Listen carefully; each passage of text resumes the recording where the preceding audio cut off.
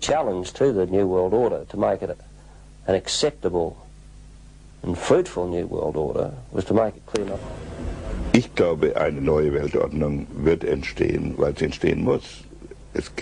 An irgendeinem Punkt wird ein Equilibrium entstehen zwischen den verschiedenen Einflüssen und das wird dann die Weltordnung sein. Aber es könnte auch die Weltordnung des Chaos sein. Still they don't know what are the rules of the game, the new game of the post-Cold War. A new world order can emerge. A world quite different from the one we've known. A world where the rule of law supplants the rule of the jungle. A world in which nations recognize the shared responsibility for freedom and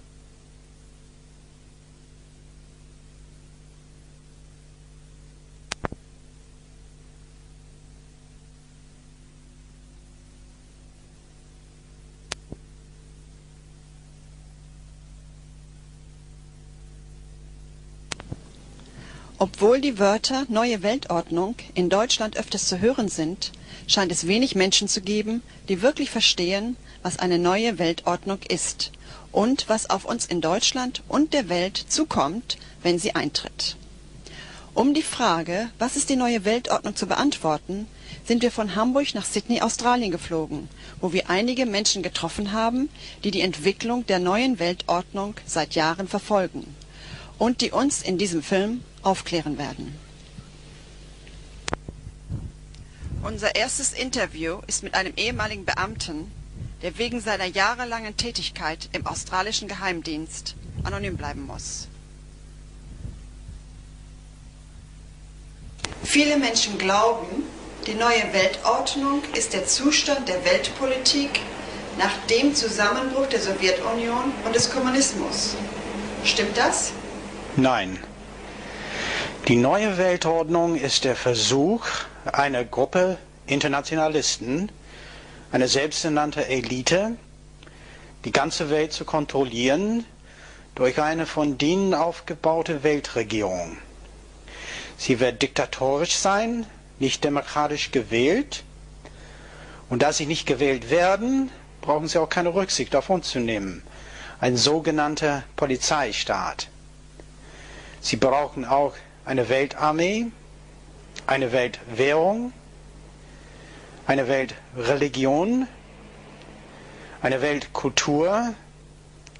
Privatbesitz wird nicht mehr toleriert und jeder Mensch wird registriert, bekommt eine Nummer und diese Daten werden auf einem Weltzentralcomputer gespeichert. Eine Weltarmee, haben Sie gesagt. Wenn die ganze Welt vereint ist, wozu brauchen wir dann eine Armee? Wir brauchen keine Armee. Die Elite braucht eine Weltarmee. Wenn die Völker, wenn die Menschen bewusst werden, was die Elite mit uns vorhat, dann wird es überall Bürgerkrieg geben. Und sie werden wahrscheinlich in Deutschland schwarzafrikanische Soldaten bekommen, wir in Australien wahrscheinlich türkische Soldaten und so weiter, so wie die Blauhelme heute. Dann haben Sie eine Weltwährung gesagt. Welche Weltwährung bekommen wir denn? Yen, Dollar, Euro? Nein, die Welt wird bargeldlos. Wir werden alle mit Smartcards arbeiten und jeder Pfennig, den Sie dann ausgeben, wird registriert. Eine Weltreligion. Es gibt nur den einen Gott. Manche Menschen werden meinen, eine Weltreligion wäre ganz vernünftig. Sie müssen wissen, dass diese Elite keine Moral besitzen. Die sind auch nicht christlich noch islamisch. Sie stellen Satan und Gott gleich. Eine Kultur. Was ist denn aus der multikulturellen Gesellschaftsidee geworden? Ja, wenn die Grenzen und die Nationen verschwinden, verschwinden auch dann die Kulturen. Der Sinn der multikulturellen Gesellschaft ist sowieso eine Monokultur. Eine Mischgesellschaft, wo die Menschen das Zugehörigkeitsgefühl für ihre Nation verlieren. Und damit sind sie auch leichter zu kontrollieren. Wie wird Privatbesitz weggenommen? Privatbesitz wird wahrscheinlich nicht weggenommen, es wird nicht mehr toleriert, sondern es wird durch extrem hohe Gebühren sowie Wasser und Müll und hohe Steuern unmöglich gemacht werden, es zu halten. Sie sagen, alle Menschen werden nummeriert und die Daten auf einem Zentralcomputer gespeichert. Können Sie mehr darüber erzählen? Ja, jeder Mensch wird registriert, bekommt eine Nummer mit 18 Zahlen und diese Daten werden dann auf einem Weltzentralcomputer gespeichert. Allerdings die Technologie für die Implantation von Mikrochips unter der Haut besteht schon und die ersten Versuchsmenschen, 6000 Menschen in Schweden und Großbritannien, tragen schon bereits diese Mikrochips unter der Haut.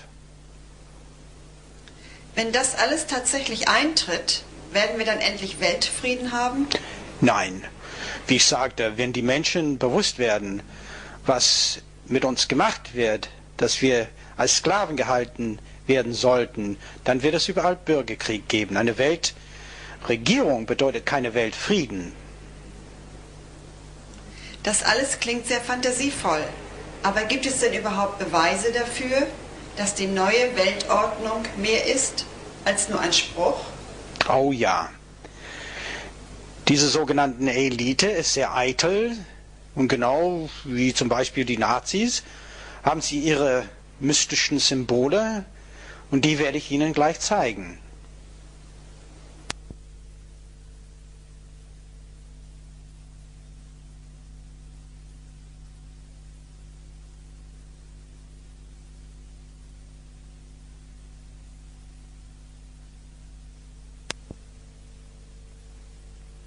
Drei wichtige Symbole der Neue Weltordnung sind das Pentagramm, auch als ein okkultes Symbol der Hexen bekannt.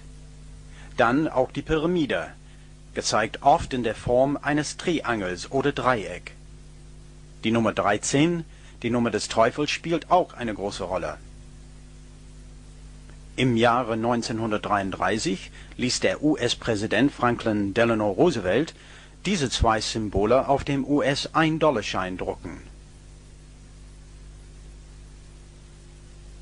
Das linke Symbol ist das sogenannte babylonische Siegel und es zeigt eine Pyramide mit 13 Reihen Steine, die zu einem erleuchteten Auge hochführen. Diese Pyramide soll die perfekte Form einer Staatsregierung darstellen, wo alle Treppen und Fäden zu einem allsehenden, überwachenden Auge hinführen. Über der Pyramide steht, mit 13 Buchstaben geschrieben, die Wörter Annui Chapters, was so viel bedeutet wie die Geburt wird bekannt gegeben. Am Fuß der Pyramide steht das Datum 1776. Unter der Pyramide stehen auf einem Banner geschrieben die Wörter Novus, Ordo, Seclorum. Ein Satz, der von der Oxford-Universität in England übersetzt wurde als Novus Ordo, Neue Ordnung. Und Seclorum ist das lateinische Wort für Sekte oder mystisch und gottlos. Das Banner selbst hat gespaltene Spitzen und die symbolisieren die gespaltene Zunge, womit die neue Weltordnung an uns verkauft wird. Auf der rechten Seite des Scheins ist die Rückseite des babylonischen Siegels abgebildet. Es zeigt einen Phönixvogel. Auf seiner Brust steht ein Schild mit 13 vertikalen Streifen. Über seinem Kopf ist noch ein Banner mit den Wörtern E pluribus unum zu sehen. Auch ein Satz mit 13 Buchstaben, der so viel bedeutet wie aus vielen machen wir eins. Der Phönix trägt in seiner rechten Kralle einen Akazienzweig mit 13 Blättern und 13 Beeren, symbolisch für erzwungenen Frieden unter Satan. Und in seiner linken Kralle trägt er 13 Speere, symbolisch für die zerstörerische und militärische Macht des Teufels. Gekrönt ist das Ganze mit einem erleuchteten Kreis, in dem 13 erleuchtete Pentagramme in Form eines Davidsterns stehen. Diese zwei Symbole auf dem Dollarschein enthalten weitaus mehr Informationen, als ich hier beschrieben habe. Aber es reicht zu zeigen, dass die neue Weltordnung mehr ist als nur ein Spruch.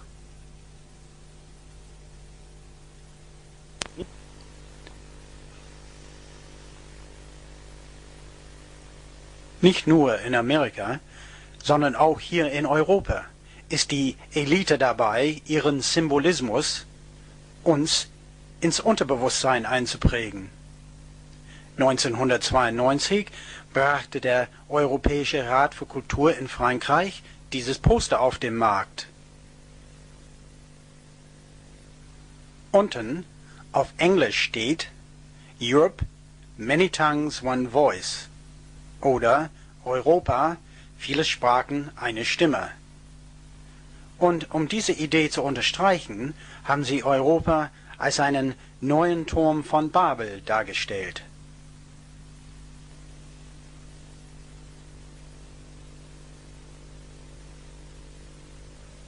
Die Menschen sind ganz unten und sie werden als Roboter gezeigt. Wie Sie wissen, sind Roboter immer die Sklaven der Elite. Obwohl die Berge auf der rechten Seite des Posters ganz normal gezeichnet worden sind, sind sie links in Form von Pyramiden abgebildet. Etwas merkwürdig. Wo gibt es in Europa Pyramiden? Wieder wird das ganze Bild von einem Kreis von Pentagrammen gekrönt. Nur diesmal sehen die Pentagramme ganz anders als normal aus. Auf diesem Bild stellen sie den Dämon Baphomet dar.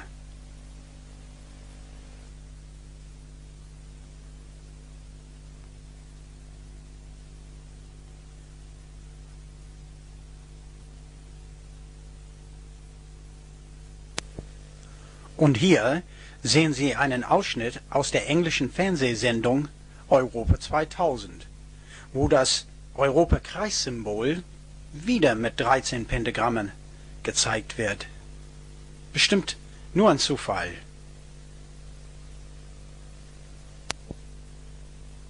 Und hier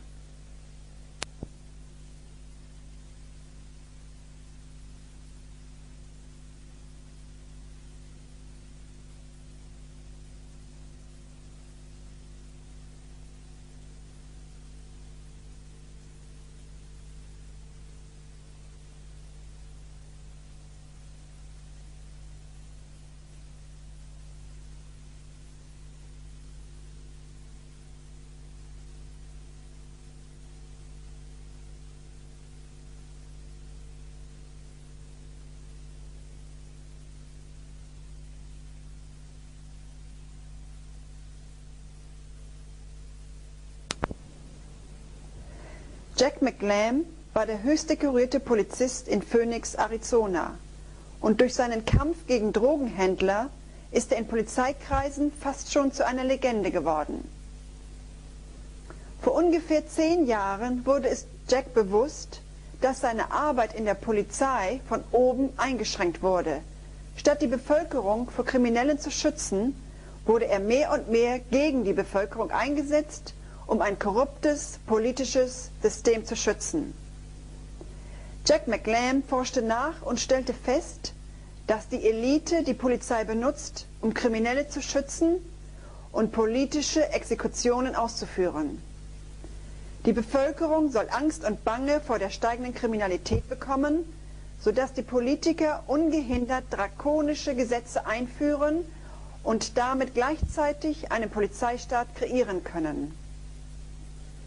Als er dann eine innerpolizeiliche Organisation formte, um gegen die Pläne der neuen Weltordnung zu kämpfen, wurde er plötzlich zu dem am meist gefeuerten Polizisten in Amerika. Seit 10 Jahren nun fliegt Jack McLam durch die Welt und leitet Seminare, um die Zivilbevölkerung vor der neuen Weltordnung zu warnen.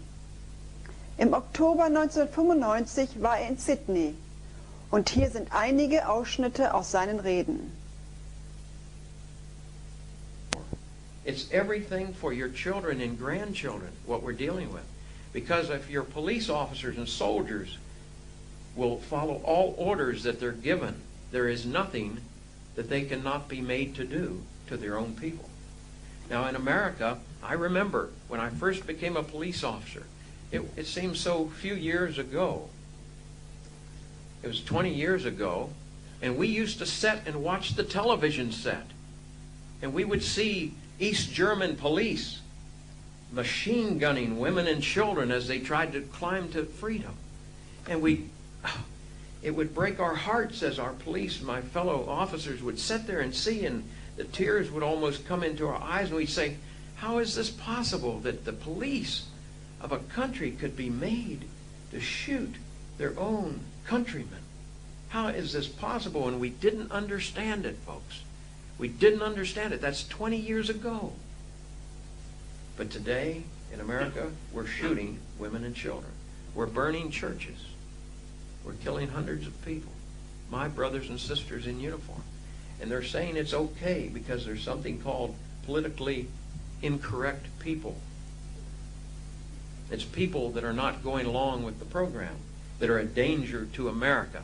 We're taught, we're brainwashed that it's the people that are fighting the New World Order and fighting control over the people so that they can end the drug and crime problem. These people that are standing up wanting us to protect their rights are the bad guys. They're the ones causing our nation to fall, because if the people would just give up their rights and freedoms, we officers would solve the crime problem, solve the drug problem, and we'd get America back on course.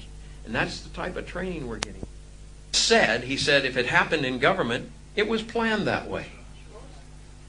And so we don't believe in the accidental theory and of government. And I'll tell you, one of our greatest educators in America, by the name of Dr. Stuart Crane, who, like myself, has taken tremendous abuse over the years. He's been in and out of jail many times because of him fighting the New World Order and humanism and all the problems that are going on in America. He's a great man, great patriot. He has 3 PhDs. Now, I can't even understand that. I barely got out of high school. I mean, it was tough for this old cop to get out of high school. I went to college a little bit and then realized that, that wasn't for me. But this man is so educated, he makes you nervous to be around him. But he says this about the accidental theory of government. He says this. He said that anarchy and fear are always used when to come into power, dictatorial power, when a small minority wants to come into power over the majority. Now think about this carefully. Fear and anarchy. Fear and anarchy. I would say crime and drugs. These type of things are used to create fear and anarchy in America.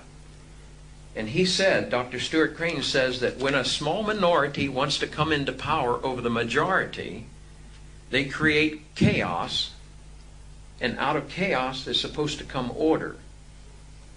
Now, I know some of you are shaking your head. You know where I got that from. And that's exactly what they've been doing in America and other countries, I'm sure, too. But Dr. Stuart Crane went on to say, a result of a successful anarchy is always a police state. And he says the reason for this is if the type of government is decided by violence and crime in the street, an autocratic dictatorship is inevitable because the people will demand it. Isn't that interesting? In America today, crime, fear, drugs, I'll tell you, driving fear unbelievably. Environmental.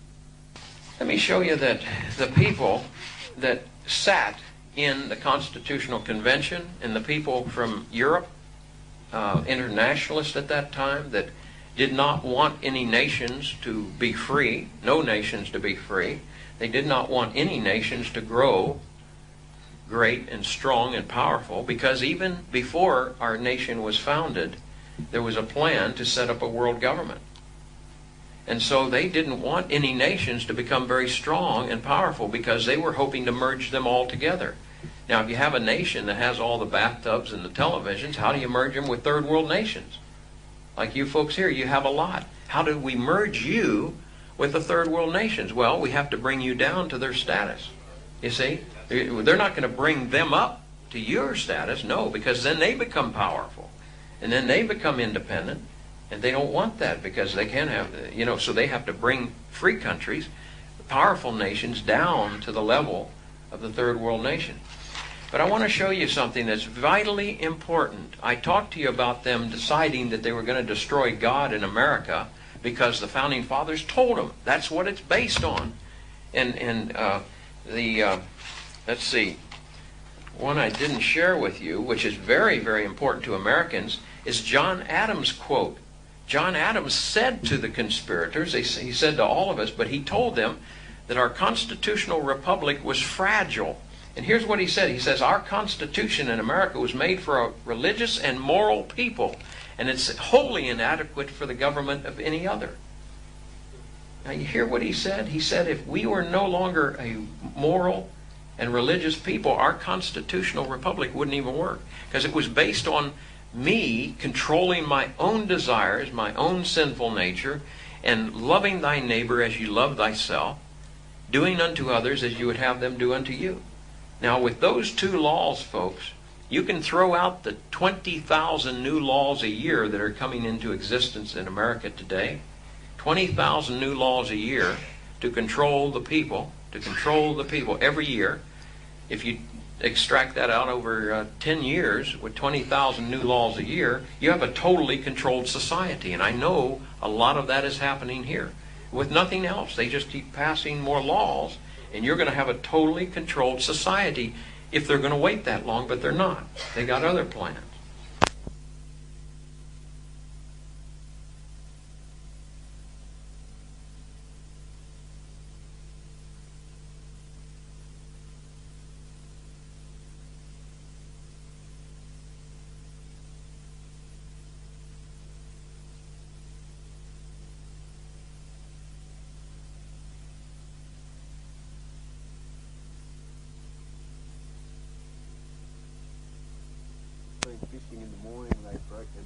Es ist jetzt 1996, 4 Jahre vor dem Jahr 2000. Und dieser australische Vater ist gerade zu einem Kriminellen abgestempelt worden. Sein Verbrechen, er hat es gewagt, seine 11-jährige Tochter zur Rechenschaft zu ziehen. Nach einem Einkaufsbummel, wo sich die Mädchen ziemlich schlecht benommen haben, ging die Familie zurück zum Auto, wo die 10-Jährige prompt den Autoschlüssel im Türschloss abbrach. Der Vater wurde darauf gezwungen, von der Passagierseite einzusteigen, aber dort saß schon seine älteste Tochter und die ließ ihn nicht rein. Verärgert brummte der Vater, Mensch, beweg dich Doku, du kriegst einen Tritt in den Hintern, und gleichzeitig machte er, ohne das Mädchen zu treffen, eine Trittbewegung mit seinem Bein. Eine vorbeifahrende Polizeistreife, die die Szene beobachtet hatte, verhaftete den verdutzten Vater und sperrte ihn gleich ein.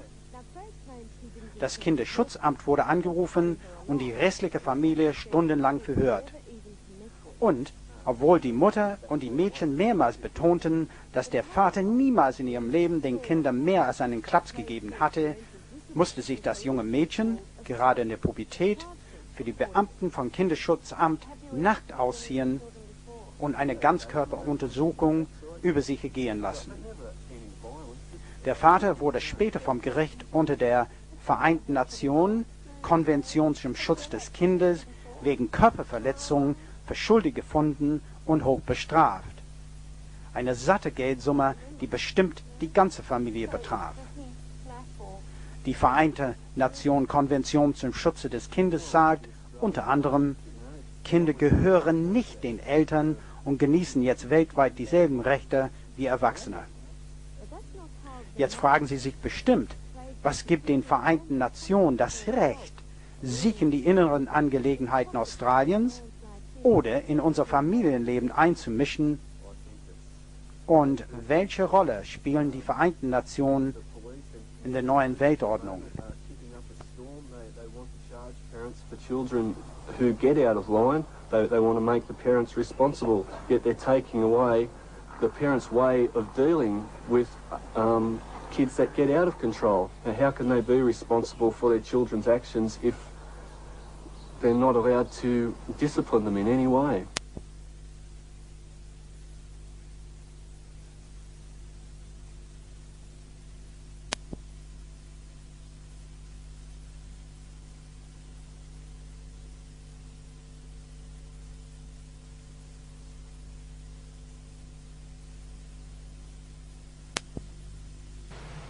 Heute spreche ich mit einem Journalisten und Schriftsteller. Karl-Heinz, welche Rolle spielen die Vereinten Nationen in der neuen Weltordnung? Ja, Gerda, die UN ist Werkzeug einer mächtigen Elite. Sehr wenige von uns wissen, dass zahlenmäßig die Stimmen in den Vereinten Nationen von den diktatorischen Ländern gegenüber den demokratischen Ländern in der Mehrheit sind. Können Sie uns ein paar Beispiele geben? Wir haben in den UN-Jahrbüchern, die bis zum Jahre 1983 freigegeben worden sind, eine interessante Liste von allen Befehlshabern der sogenannten Friedenstruppen erhalten und sehe da, jeder einzelne General stammt aus Russland. Demzufolge wussten die Nordkoreaner ganz genau während des Koreakrieges, wie, wann und wo der Feind angreifen würde. Die UN-Generäle haben es den westlichen Bomberpiloten verboten, höher als 30.000 Fuß zu fliegen, da die russischen Raketen nicht höher als 30.000 Fuß fliegen konnten. Dieser Zusammenhang waren den US-Piloten zu dieser Zeit ganz bestimmt nicht bekannt. Ein anderes Beispiel ist die Lucas-Organisation. Lucas hat ein Büro in dem UN-Gebäude in New York. Das Ziel dieser Organisation ist, eine neue Weltreligion aufzubauen. Am Anfang hieß diese Lucas-Organisation die Lucifer Organization, aber aufgrund des negativen Images mussten die den Namen ändern. Sie können sich ja selbst vorstellen, wer oder was diese Religion anbietet. Wie üben die Vereinten Nationen Einfluss auf solche Länder wie Australien oder Deutschland aus? Ja, die Leute hier in Australien und andere Länder haben mehr als 2.500 internationale Verträge mit der UN abgeschlossen.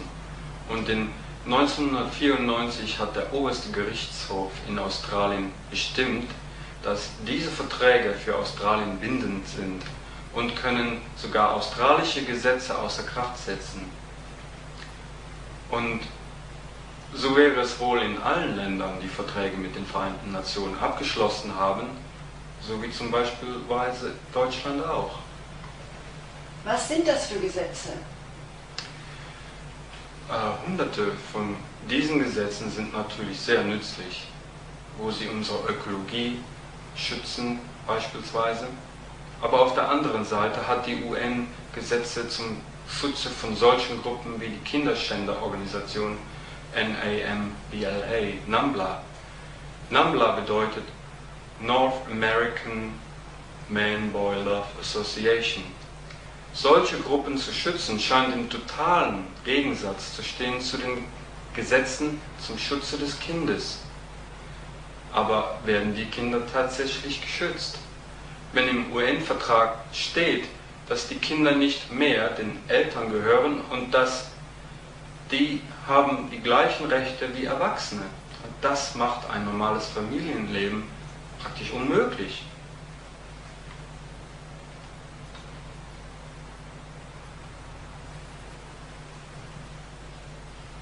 In welcher Weise können wir die Zusammenhänge zwischen der UN und der neuen Weltordnung erkennen? Wenn Sie sich das neue UN-Gebäude in Tokio in Japan einmal genauer anschauen, dann werden Sie bemerken, dass es in einer Form der Pyramide gebaut worden ist und dass es genau 13 Stockwerke hoch ist. Ist das nur ein Zufall? Im Giebel ist das bereits bekannte Auge das allmächtige Auge, aber leider haben wir kein besseres, deutlicheres Bild davon.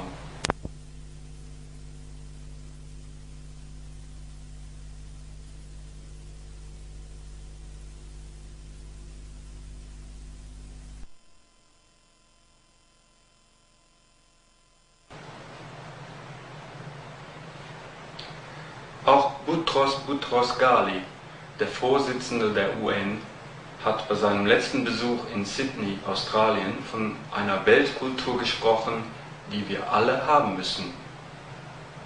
This respect for the culture of others and for its contribution to the global culture we all must create. Andere UN-Beauftragte sprechen von der Auflösung der Nationen. Can only be achieved by untying sovereignty from territory.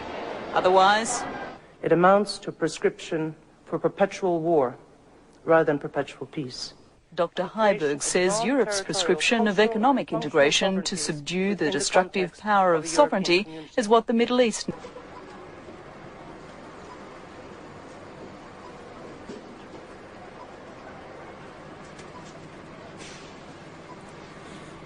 Wer viel ist, der merkt, wie alle westlichen Industrieländern unter Zwang stehen, multikulturell zu werden. Und man darf sich noch zu Recht fragen, warum das so ist. Wir hier in Australien sagen unseren Politikern, müssen uns völlig mit Asien integrieren. Wir müssen asiatisch werden. Unsere Politiker erzählen uns auch, die Welt kann nur in Frieden zusammenleben, wenn wir alle bunt durcheinander gemischt werden. Und wer dagegen ist, der muss ein Rassist sein und will nur einen Krieg haben. Die Wahrheit sieht aber ganz anders aus. Die Elite der neuen Weltordnung will die ganze Welt kontrollieren. Und das geht nur, wenn starke Nationen aufgelöst werden, wenn nationale Stolz und nationale Gefühle nicht mehr existieren, wenn alle Grenzen fallen und die ganze Macht bei einer Zentralregierung liegt. Aber wie zerstört man eine starke, reiche Nation? Man beginnt damit, die öffentliche Infrastruktur sowie die Wasserwerke, die Stromwerke, Staudämme, Gefängnisse, Krankenhäuser, Fluggesellschaften und so weiter ans Ausland zu verkaufen oder zu privatisieren, wie es inzwischen so schön heißt. So kann die Elite solche Industrien viel leichter und besser übernehmen und kontrollieren, als wenn sie alle in der öffentlichen Hand bleiben. Dann braucht man eine Währungsreform, gefolgt bei der Auflösung der Landeswährung, und die ganze Zeit muss man die Angst schüren.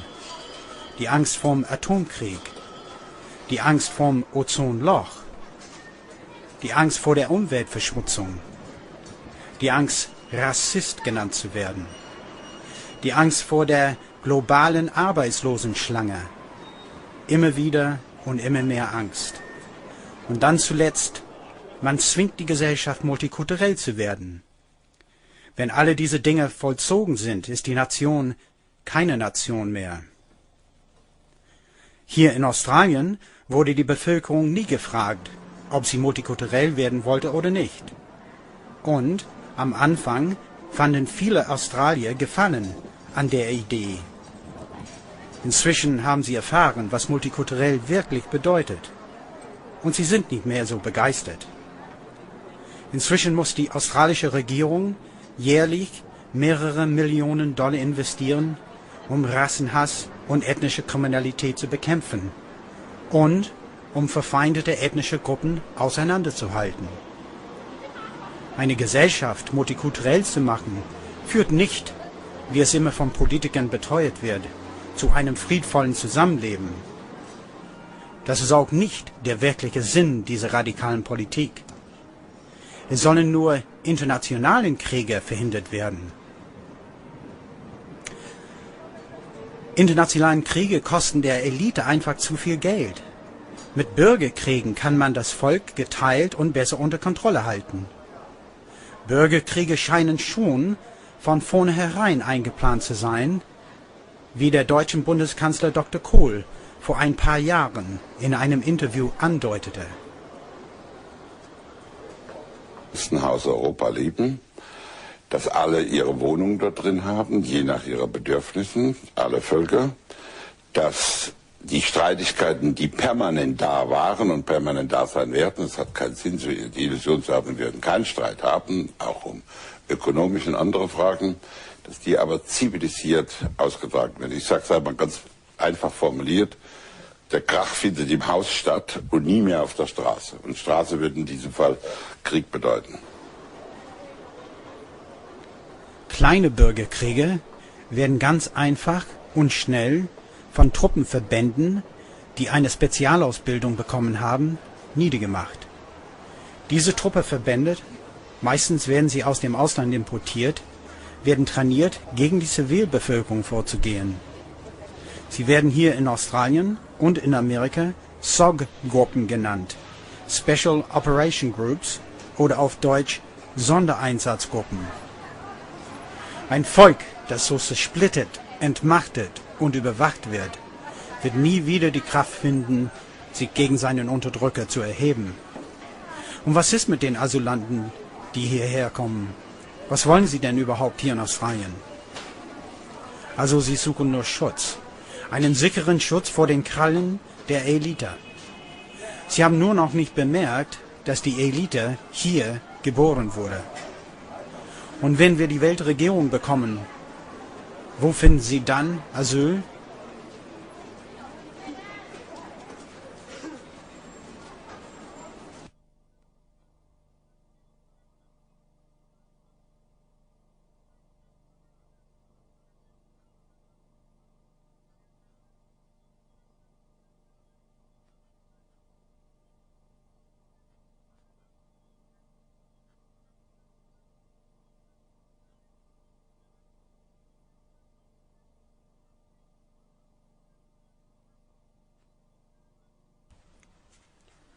Kohl appelliert an alle Bürger. Deutschland steht nach Worten von Bundeskanzler Kohl in den nächsten Jahren vor einem grundlegenden und schwierigen Wandel. Jetzt sei jeder einzelne Bürger gefordert, so der Kanzler. Von alten Gewohnheiten müsse Abschied genommen werden.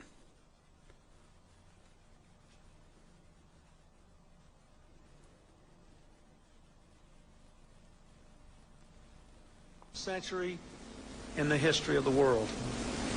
I am convinced that the next century and your most productive years will be. Es ist natürlich nicht nur der deutsche Bundeskanzler, der weiß, dass es keine internationalen Kriege mehr geben wird. 1994 gab US-Präsident Bill Clinton eine Rede in der Staatlichen Universität von Moskau, wo auch er voraussagte, dass es in diesem Jahrhundert keine internationalen Kriege mehr geben wird. Die einzigen bewaffneten Kämpfe, die es geben könnte, werden die Kämpfe gegen Terroristen sein. In the 21st century, we will face new and different security threats. In the 21st century, I predict to you, there will be no world war to write about between nations fighting over territory.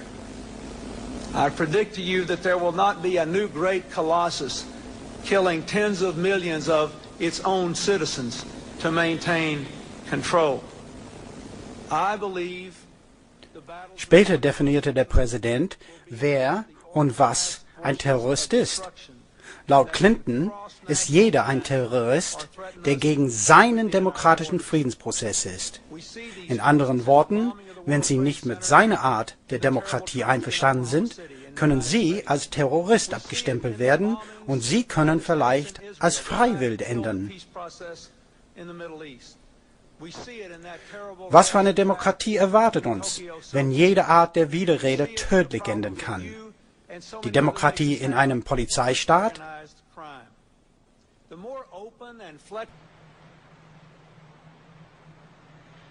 Ganz zufällig steigt seit einigen Jahren die Kriminalität.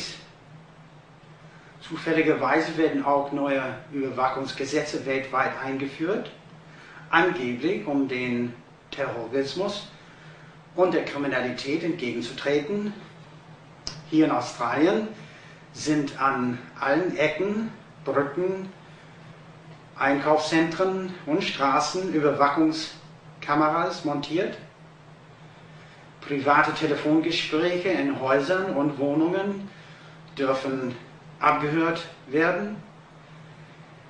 Wissen Sie, in der ehemaligen DDR hat die Stasi etwa 4 Millionen Akten über ihre 16 Millionen Bürger gehabt. Hier in Australien haben wir 18 Millionen Bürger und unsere Staatssicherheit hat etwa 11 Millionen Akten. Die Menschen in den sogenannten freien demokratischen Staaten werden inzwischen weitaus mehr bespitzelt als früher die Bürger mancher kommunistischer Staaten. Am 25. September 1991 unterschrieb der Generalgouverneur von Australien, Mr. Bill Hayden, ganz heimlich neue internationale Gesetze für politische und Zivilrechte. Ich wiederhole, internationale Gesetze. Diese Gesetze, die ICCPR-Gesetze genannt, setzten sofort unser 200 Jahre altes bürgerliches Gesetzbuch außer Kraft. Obwohl die neuen Gesetze schon längst rechtskräftig geworden sind, werden sie noch nicht angewendet. Der Bevölkerung hier ist es deswegen immer noch nicht bewusst, wie leicht es inzwischen ist, kriminell zu werden. Zum Beispiel, ganz heimlich, haben wir folgende Rechte verloren. Das Recht auf Privatbesitz, weg. Die Versammlungsfreiheit, weg. Die Redefreiheit, weggenommen. Die Polizei darf jetzt unangemeldet und ohne gerichtlichen Durchsuchungsbefehl unsere Häuser und Wohnungen durchsuchen. Das Recht auf eine ordentliche Gerichtsverhandlung ist auch weg. Jeder australische Bürger kann jetzt verhaftet und, ohne jemals vor einem ordentlichen Gericht gestanden zu haben, auf eine unbestimmte Zeit eingeloggt werden. Wie ich sagte, diese Gesetze werden noch nicht angewendet. Aber die Regierung hat es vor, irgendwann diese Gesetze anzuwenden, und dann kann die Hölle los sein. Die Bevölkerung wird rebellieren, aber die Regierungen in Amerika und Australien haben schon längst vorgesorgt und um große Mengen Staatsbürger einzulochen, haben sie einer Privatfirma die Erlaubnis und das Geld gegeben, riesengroße Gefängnisse zu bauen. Diese Privatfirma ist die Waffenhut-Organisation und Waffenhut ist eine Tochterfirma der Central Intelligence Agency oder CIA. Diese Gefängnisse können bis zu 100.000 Menschen aufnehmen und können jetzt auch ganz leicht von vorbeifliegenden Flugzeugen gesehen werden. In seinem Buch Schwarze Hubschrauber über Amerika hat der amerikanische Autor Jim Keith sogar die Lage dieser Gefängnisse aufgezeichnet. Obwohl wir einige solche Gefängnisse in Australien haben, dürfen sie nicht fotografiert noch gefilmt werden. Aber dieses Bild zeigt die Lage der Gefängnisse in Amerika. Zufällig liegt das größte aller dieser Gefängnisse bei Oklahoma City, wo vor kurzem das FBI-Gebäude durch eine Bombe zerstört wurde. Das Geld für diese Gefängnisse wurde schon 1991 von der US-Regierung abgezweigt.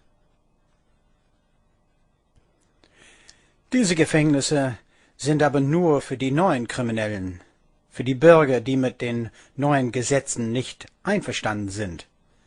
Für solche Bürger, die mit Gewalt vorgehen, sind sogar Konzentrationslagern vorgesehen, und diese Karte zeigt die vorgesehenen Orte für die KZs.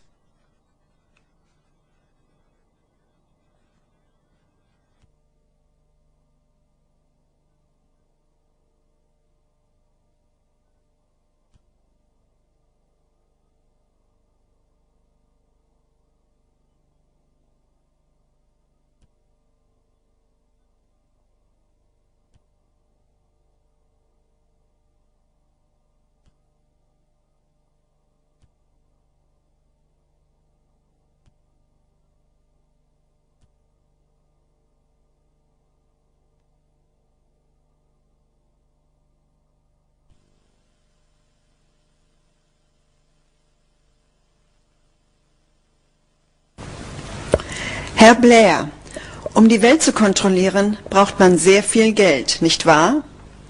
Wo kommt Geld her und welche Rolle spielen die Banken in der neuen Weltordnung? Well, money was once tied to a gold standard, but not anymore. Banks create money, then they lend it out, charging high interest rates. Even governments must borrow from international banks, and the interest on their loans is what citizens must pay back, and it's called the foreign debt.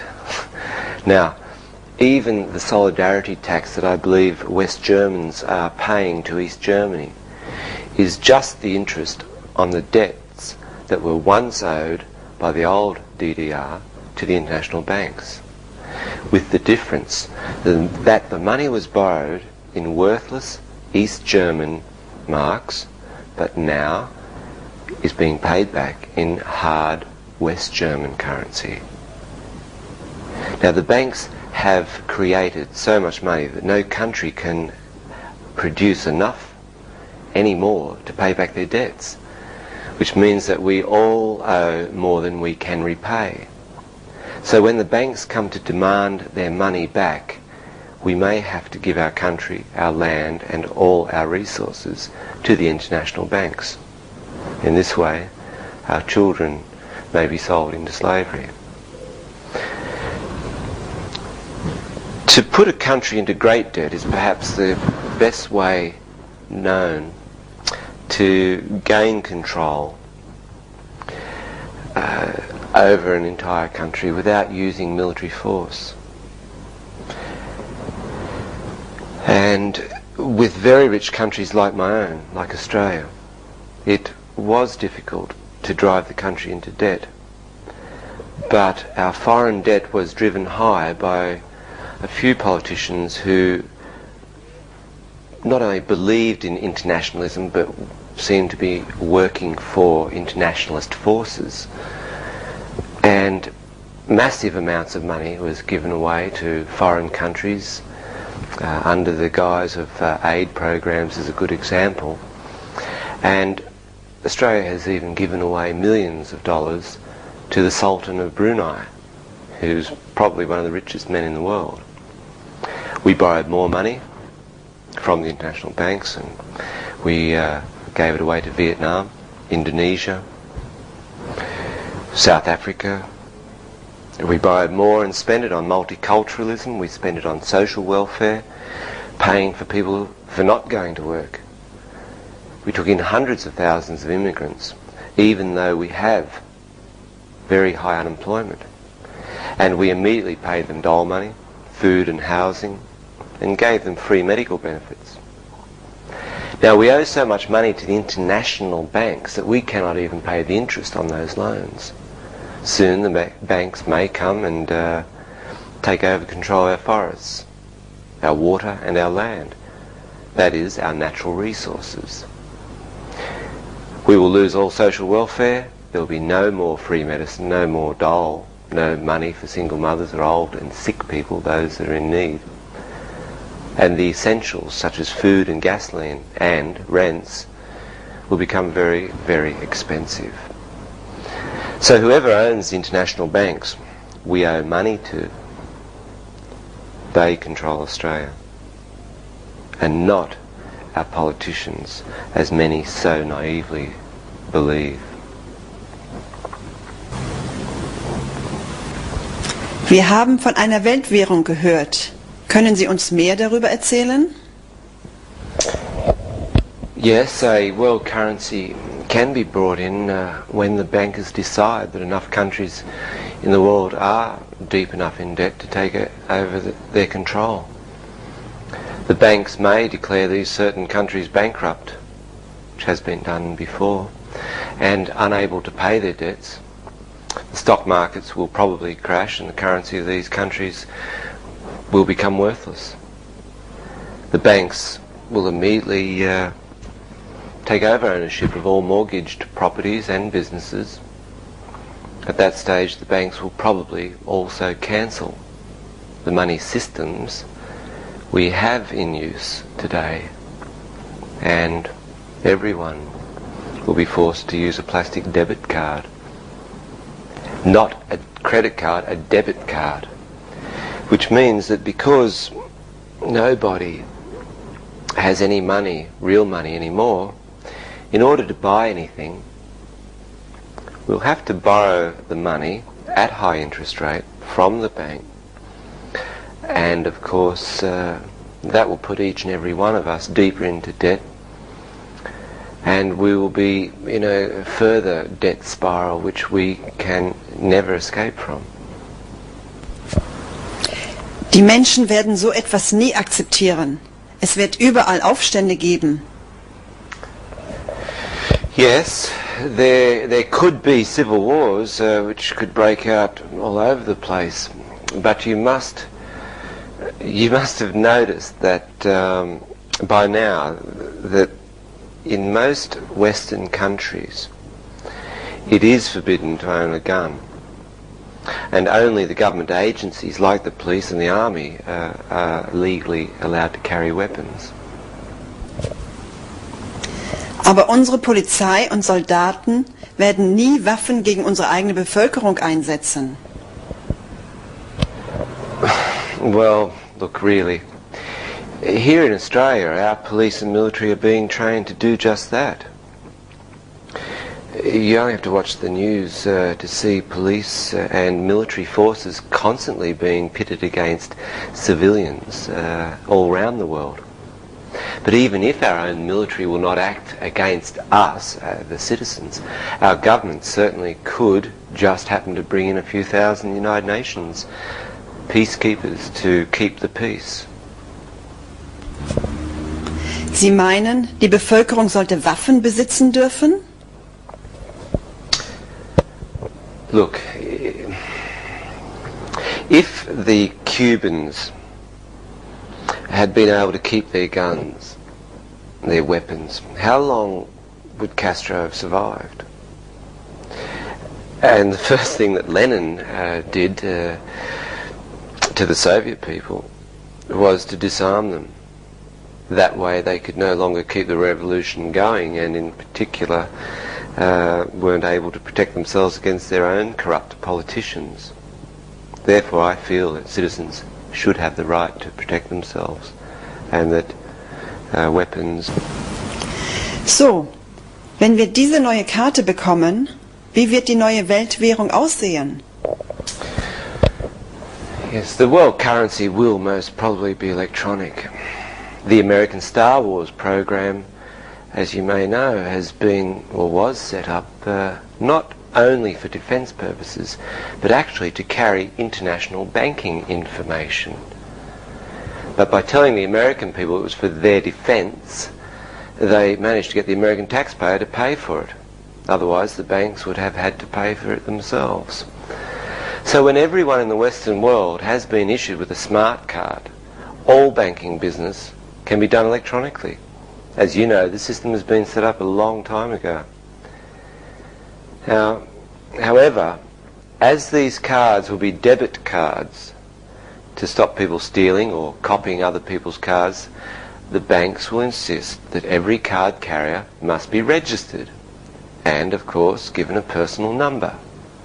Now, this personal number will be your number for life.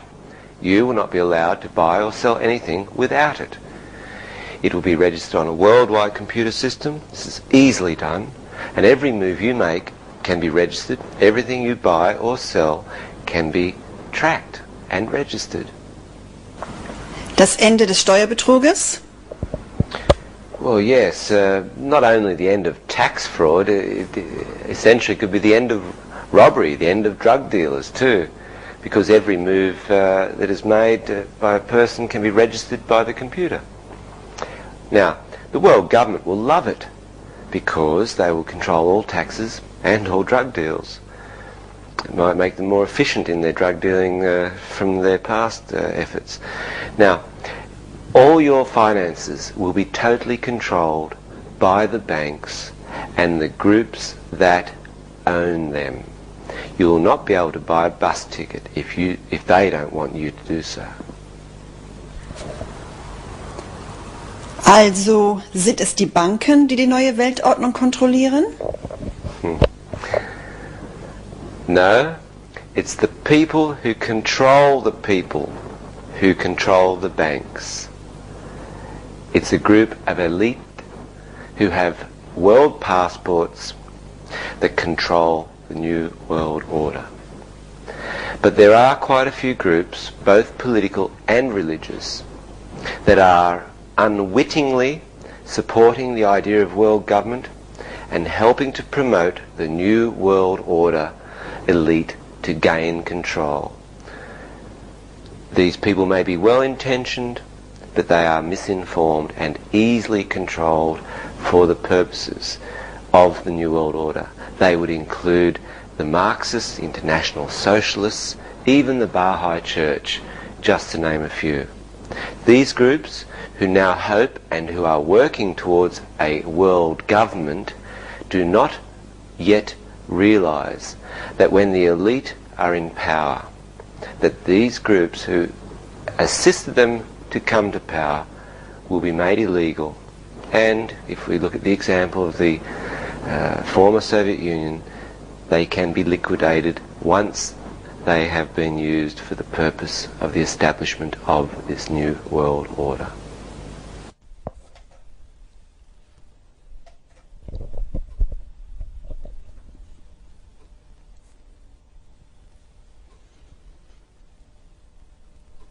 Im März 1975 trafen sich in Lima, Peru, die Mitglieder der UNIDO.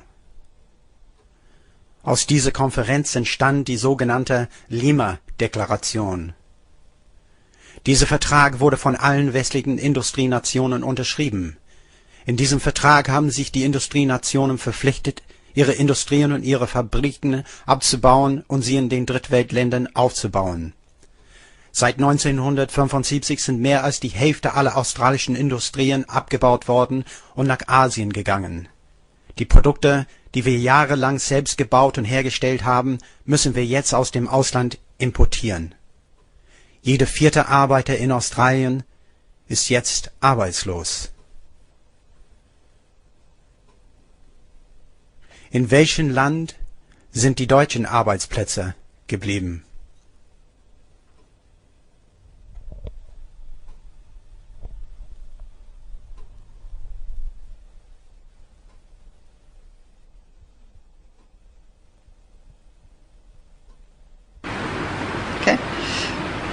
Wir sind am Ende des Videos angelangt.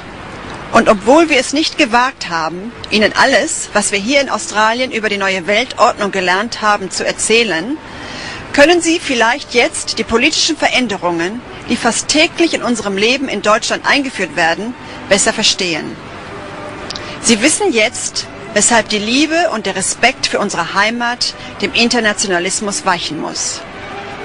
Weshalb müssen, laut der Vereinten Nationen, alle schönen Kulturen der Welt, auch unsere, einer globalen Kultur weichen. Sie wissen, dass eine diktatorische Weltregierung, eine globale Kultur, eine Weltwährung, eine Weltarmee und eine satanische Religion geplant sind. Sie wissen auch, dass wenn sie sich gegen diese pseudo-demokratisch entschiedene Weltregierung stellen, dass sie als ein Terrorist behandelt werden können. Und dann, tschüss.